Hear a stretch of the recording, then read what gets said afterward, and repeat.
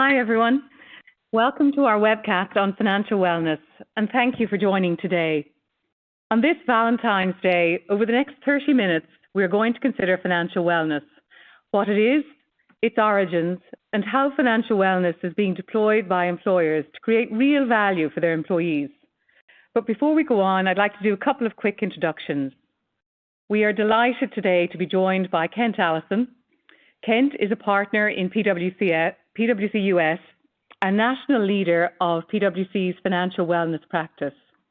Kent is recognised as one of the world's leading advocates of employee financial wellness. Kent, you're welcome. Hi, Olivia. Glad to join. Great. Also joining today is Sak Hussain. Sak is Head of Workplace Savings and Benefits, PwC UK. Hi, Sak. You're welcome. Hi, Olivia. Hi, Olivia. And lastly, my name is Olivia Kelly, and I'm a Senior Manager in PwC Ireland's Financial Wellness Practice. The plan is that we're going to talk to Kent and Sak for about 25 minutes. If you are listening and wish to ask a question of any of the panellists, please use the prompt on your screen and we can pose some of your questions at the end. But if I can start with you, Kent. You have 20 years experience of supporting employers run their financial wellness programs. How do you describe the concept that is financial wellness? Thanks, Olivia. Yeah, this is one of those questions that causes a lot of confusion in the marketplace because there's a lot of different definitions floating around financial well-being and financial wellness. And a lot of confusion is caused because many of the service providers are strategically correcting the definition around the products and services they're trying to promote. For example, payday loan providers now call their services a financial wellness solution. So it's not exactly what I intended when we introduced the concept of financial well-being to the marketplace. But given the confusion, and rather than coming up with our own definition, we decided to ask employees what financial wellness meant to them. And it was interesting to find out because most employees didn't mention retirement. It was more about the state of being and freedom from relief from financial stress. So being debt-free and having financial freedom were more of the common terms used. So while plan sponsors and the service providers were focusing on retirement preparedness and investment planning for over the last 30 to 40 years, what most employees have actually been seeking has been relief from the stresses of everyday finances and ultimately achieving what they'll term financial freedom, which isn't necessarily totally correlated to retirement. So we looked at it as kind of getting somebody to a peaceful state around their finances, where they're comfortable and they're living within their means, as many are often living paycheck to paycheck. And then once they kind of get their daily finances under controls, that they're meeting their goals and they're thinking about the future more comfortably.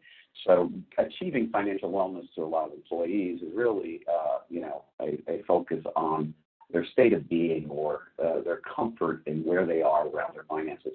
So financial wellness and the programs around financial wellness is really about enabling employees, is the way we look at it. That's very interesting. I always think wellness in itself is very individual because what it is for me is not necessarily appropriate for my colleague sitting beside me. And I really like the approach of enabling an individual rather than solving their problems. For us here in Ireland, financial wellness is a relatively new concept. So I'm interested to know what has been the key driver of interest in financial wellness across the US clients that you work with. What is interesting is that we had been doing financial literacy and financial education for some 25, 30 years before we introduced the concept of financial wellness. And what drove us really to the concept of financial well-being was the correlation of financial stress to physical well-being or the health side. Because financial stress is commonly cited as the number one cause of stress. And obviously stress has a direct impact on health and well-being on the physical well-being side. And also it has a direct impact on costs. And in the U.S., healthcare costs are becoming more and more prevalent as a concern amongst those heading towards retirement and even on a day-to-day basis.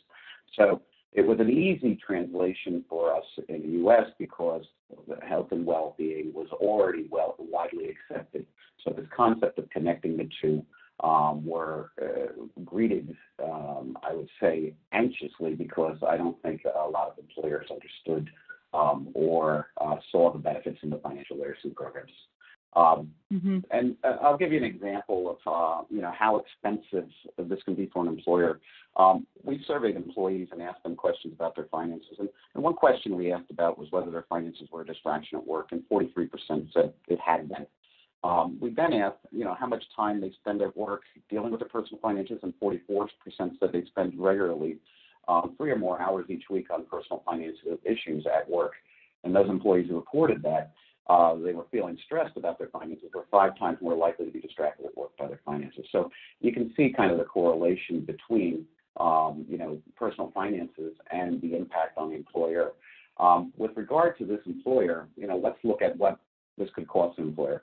If an employer had 1,000 employees, and based on numbers we just talked about, roughly 189 of them would be losing productivity based on the distractions of the personal finances.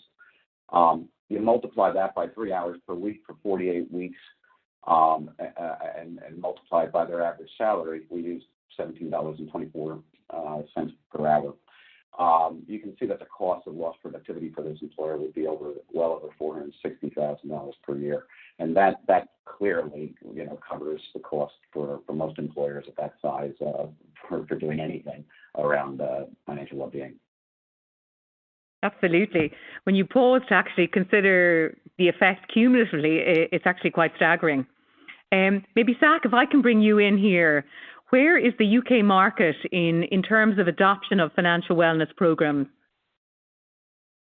Thanks, Olivia. So I think in terms of the UK, I'd say over the past few years, we've definitely seen an emphasis in employers offering support around their employees' mental health and physical health. Even PwC here, we have a lot of support around that for our people. I think what we're starting to see is change being demanded by employees. So, the whole relationship that an employee has with an employer, I think, is a lot more than just getting a salary and potentially a bonus. It's about all the additional value that the employer can offer, which is at the minute through their mental health and physical health support. I think what we're starting to see now is financial wellness programs becoming an integral part of their well-being support. I think it's just a natural extension of the mental and physical health. And, there's a lot of research out there already that already tells us that helping to improve people's financial health will help their mental health, and it will help their physical health. And I think Ken gave an example earlier, and I think I'll give one as well, which is that YouGov conducted a survey for the CIPD, so that's the Chartered Institute of Personnel and Development. And that survey looked specifically at employees' views on financial well-being. And there were 3 results that came out of that survey that I think are quite apt here. So first one is 1 in 4 workers report money worries have affected their ability to do their job. 1 in 10 say they have found it hard to concentrate and make decisions at work because of money worries. And 19% have lost sleep worrying about money. I think this is where it all starts to become important from a business perspective, because what this is showing is that financial well-being is impacting people's performance at work. And if it's impacting their performance at work, it's clearly impacting the performance of the business. And I think this is why I'm starting to see a lot of employers addressing financial well-being as a business issue, because they've realised, as Kent was saying there with some of the numbers that he gave, improving people's well-being will have a direct impact on improving their productivity. And I also think there's another reason behind this, which is, in the UK, we are starting to edge towards full employment. And I think improving productivity is going to have to become a key business objective. Because if we are in full employment, you are going to potentially struggle anyway, to recruit the right staff. So instead of being able to find more people, do you instead try and improve the productivity of your existing staff? And I think that will be where a lot of employers head. And that's why I think financial well-being will become a part of the support that they do offer. And I think I would finally add as well, I think, again, very much what Kent was saying there, in the UK, I think financial well-being is definitely a lot more than just helping people with their pensions. And I think UK organisations are recognising that people need different types of financial support at different times of their lives. For example, in the early years, you've got somebody that's just coming through university. They may be less concerned about pension, but what they are very concerned about is how they're going to pay off their student debt, or they're going to save money for a deposit on a house. So what kind of support can you give them there? But I think, interestingly, an area that I'm seeing a lot more employers starting to address now, and it's the first time I've seen this, certainly over the past 12 months, is helping staff deal with issues arising from elderly parents. So examples of this, certainly in the UK, care costs are quite high, as I'm sure they are in the US and Ireland as well. So typically somebody going into a care home is going to need about £100,000, which is obviously a big sum of money. So employers are starting to help people start to think about these issues early on. And if your parents are going to need care, what are the types of things you need to think about around how that care is going to be paid for, how it's going to be funded, thinking about the need to get wills in place, thinking about powers of attorney, why they're important. And as I said earlier, going into care can be very, very expensive. So helping people understand if they do need to meet care costs, what does the NHS have responsibility for in the UK, and what do you as an individual or you as a family have responsibility for? And these are really complicated issues, and typically these aren't issues that you ever think about until you need to deal with them. And then when you do need to deal with them, you realise how difficult it can be to understand it. And typically what you might then find is employees are taking time away from work to deal with these issues. But if you can shortcut that and give them the answers or give them the support to get to the answers, I think that will certainly help them. And that's why I think we're starting to see a lot of elderly care type issues coming into financial wellbeing. So there you go, Olivia. That's where I think the UK is at the minute in terms of financial wellbeing. Completely. Thanks, Zach, for those insights. I suppose here in Ireland, there's a similar direction of travel in the sense employers previously would have operated a more paternalistic approach to the provision of benefits. However, I suppose due to cost and competitiveness pressures, there has been a move to a more individualised approach to providing employee benefits. And I think the challenge now being experienced with some of our clients is how to bridge that gap in a positive way. Kent, if I can turn back to you, we've set out what financial wellness is as a concept, and we've talked about the drivers of interest across employers. The question that jumps out is whether financial wellness is seen as delivering value to the employers that run these programs. It's interesting, and I'm kind of working off what Zach said. We're finding employers are starting to realize more and more that no matter what they do from a plan design perspective, if they don't address what is happening with the employees at home and what they're dealing with at home, it can undermine everything they try to do from a plan design perspective. So employers are beginning to realize just how dependent an employee's personal finances are on their company-provided benefit plans, and how employees, often look to the employer to kind of help them navigate through the financial issues that are part of their ever-changing environment. In addition, as we stated before, employers are also recognizing a correlation between, and we've done studies, between financial stress and the kind of ROI indicators that deal with turnover and deal with productivity, physical well-being, and so on and so forth. But given that most employers prefer kind of a teach versus tell approach, their focus is more on enabling employees, kind of a bridge between being fully paternalistic and a hands-off approach. They don't want to take over for the employee, but they certainly don't want the employee totally doing things on their own because they've already seen the impact of that if, in fact, there's no assistance.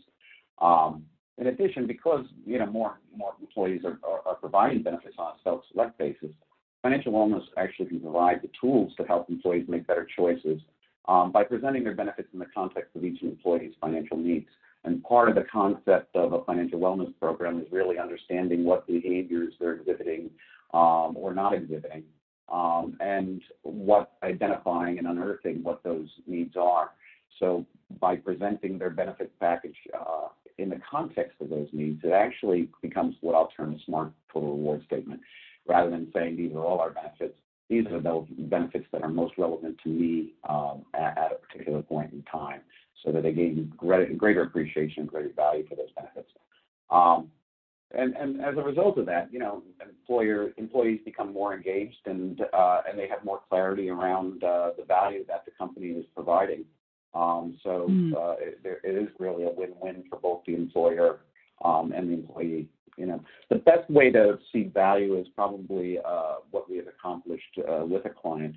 We work with a large energy company who wanted to promote a culture of wellness. And they wanted to address employee engagement and retention and make sure employees are handling their finances well. And they had, for many years, an existing financial literacy program that was just pretty much education only. So delivering content to individuals and hoping they did something with it.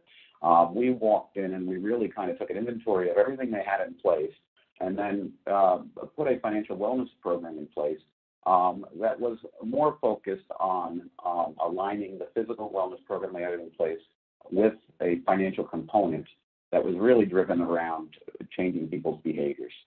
And through an assessment of the financial fitness assessment that evaluated what behaviors they were exhibiting, we were able to measure the effectiveness of what we were doing to try to change those behaviors. So it really caused us to kind of take a step back and look at, rather than just providing information, taking a look at what the issues were and then being very targeted and very personalized in what we delivered to the individuals to make sure that it was addressing their particular behaviors or particular needs, and really helping them, overall address the various challenges they may be facing in the areas of, retirement, insurance, investments, estate, education, cash and debt management. And this program was measurable as well in the sense that we were able to see overall scores, financial wellness scores, increase from an initial assessment of 63% to 84%. So a sizable jump up in terms of those that were, probably what I'll term a C student to those all the way up to a BB plus student in terms of their overall financial well-being. And 81% of employees now say their benefit plans are competitive. So it actually, the correlation to benefits appreciation utilization was measurable as well. And we had about almost 40% of employees looked at whether they were on track for retirement, whereas prior that number was extremely low in terms of people really planning forward as to whether they were retirement ready. In addition, another 23% more checked their credit score, and we viewed that as extremely important because people didn't really realize the impact of what their credit score was on their personal finances over the long term, given the impact on interest rates and that they might pay on their debt and so on and so forth. So very much a focus on the cash flow and debt management as well as retirement and the other areas. Yeah, very broad spectrum. So are employers seeing this as a need to have benefit in the US? And do you find that financial wellness programs are important in the attraction and retention of employees? Oh, absolutely. The generation divide for employees is continually a challenge. Financial wellness is helping, to provide a more, what I'll say, personalized reward approach in line with employee needs and their overall profile. So it really is kind of personalizing everything down to where people are and what their needs are. We know from our research that 54% of employees say they want to make their own decisions, but want someone to validate that decision. So while we're seeing more and more self-help individuals, before they ultimately make the decision and take action, they want to see whether they want to talk to somebody and see whether their assumptions and their decisions are correct. We also know that employees want this benefit. 25% said a financial wellness benefit with access to unbiased counselors was a benefit they would most likely to see added. And 20% of that same group said they wanted help understanding and utilizing their employee benefits. So you see the correlation between, one, people seeking assistance from unbiased counselors, and two, that a big component of what they're trying to figure out is how their benefit plans really fit within the context of their personal needs. So it supports, financial wellness supports an inclusive environment and value system that is helping attract and retain talent. And our studies actually show a financially well employee tends to be more loyal. So again, one of those ROI factors that we measure is really the retention factor. And it's kind of logical. If people are financially well, they're not chasing the next dollar somewhere else in another employee or try to solve their issues. So financial wellness is also helping employers help understand their employees' behaviors through demographic and aggregate information, so that they can make better decisions on the overall design of the program and how they address the financial habits and behaviors of the employee over the long term. Employees are not the only ones seeking financial wellness. A recent study by Prudential showed that 83% of employers in their study offered the benefit, and 14% expected to add it. But I give one warning about that, because keep in mind what I said early on. This all comes down to the definition of financial wellness, and that definition varies. Yeah. And a large percentage of employers who currently say they offer a financial wellness program actually have changed the name of their financial literacy program and called it financial wellness. So there's still some work to be done there, but it is a trend, and it's a growing trend, because those that are successful are really kind of promoting the success, and it outshines the financial literacy program by a lot. Yeah, and they're seeing the value, I suppose, with their people. I have one final question, and then I might take a couple of questions from our audience today. Kent, what is the demographic of employee who you feel benefits most from financial wellness programs that you run? Like, is it people in their 20s, 30s, 40s, or are you finding that it's an older generation? There is no specific group that benefits most from a financial wellness program.